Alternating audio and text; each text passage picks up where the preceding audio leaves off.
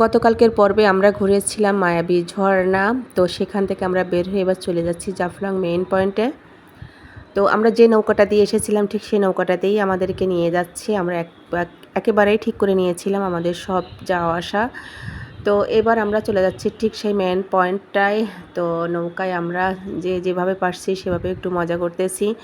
আসলে এত সুন্দর একটা জায়গা যে এটার প্রশংসা করার ভাষাও আমি খুঁজে পাচ্ছি না। একদিকে হচ্ছে পাথর আর পাথর, আরেকদিকে হচ্ছে ভারতের মেঘালয় পাহাড়, মাঝখানে হচ্ছে নদী, নদীতে আছে হচ্ছে ঝর্ণার স্বচ্ছ পানি এবং একটু নীল কালার, নিচে আছে পাথর আর পাথর।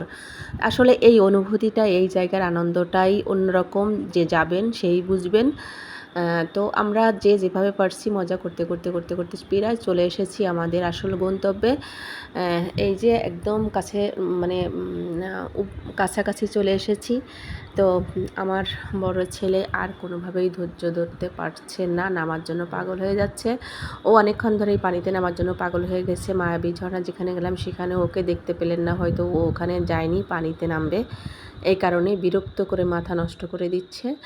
তো এইবার হচ্ছে ও এখানে একদম নেমেই পড়ছে, প্রায় কাছাকাছি হয়ে আসছি। তো এখান থেকে আমরা নেমে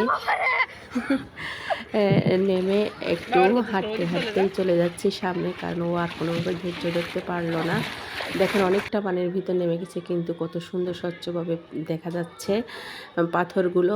তো একটু একটু করে হাঁটতে হাঁটতে চলে গেছি একদম। এই যে এখানেই সবাই নেমে গোসল করতেছে, মজা করতেছে। ভেবেছিলাম এখানে একটু ঝালমুড়ি খেয়ে নেব, কিন্তু আমার ছেলেরা নামার জন্য পাগল হয়ে গেছে, যে কারণে আমি আর ওটা খেতে পারলাম না। আমাকে তো ওদেরকে দেখতে হবে, ভিডিও করতে হবে। তো সব মিলে অনেক ঝামেলা এখানে। তো এই যে আমার ছেলেরা মজা করতে শুরু করে দিয়েছে। অনেকেই করতেছে, যে যার মতো সে সেভাবেই করতেছে। বাবা ছেলে সবাই মিলে করতেছে। এখানে মাঝখানে আমি একটু লাইভে ঢুকেছিলাম আমার পেজের থেকে। তো লাইভে অনেকক্ষণ দেখানোর কারণে আমি এখানেও অনেক ভিডিও করতে পারি নাই। যাই হোক, অনেকটা মজা হয়েছে এখানে, সবগুলো আপনাদেরকে দেখাতে পারতেছি না।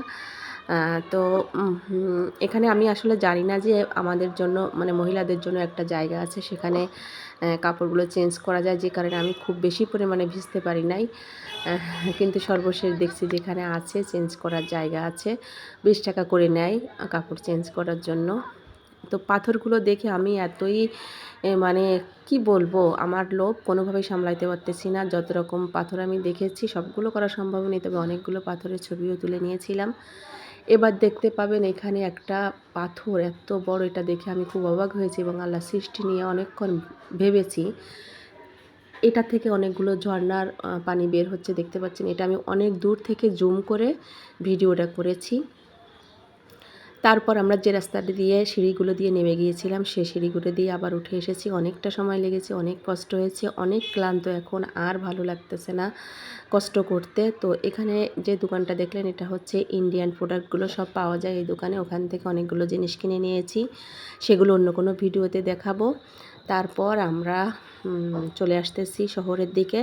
শহরের দিকে আসতে 1.5 ঘন্টার বেশি সময় লেগেছিল। তো এখন প্রায় রাত 8টা বেজে গিয়েছে। তো মনে করলাম একবারে খাওয়া দাওয়া করে আমাদের রুমে চলে যাব। তাই আমরা এখানে পানসি নামের একটা হোটেল আছে, যারা এখানে আছেন তারা তো অবশ্যই জানবেন, খুবই মানে বড় এবং অনেক ভালো হোটেল। সেখানে রাত্রে খাওয়া দাওয়াটা শেষ করে নিলাম। আমরা খুব ভালো ভালো খাবারই খেয়েছিলাম, মানসম্মত ছিল এবং সব মিলায় দারুণ ছিল হোটেলটা। লাস্টে একটু ডেজার্ট হিসেবে দধি খেয়ে নিলাম। দধির যেমন কালারটা, টেস্টটাও ভীষণ ছিল।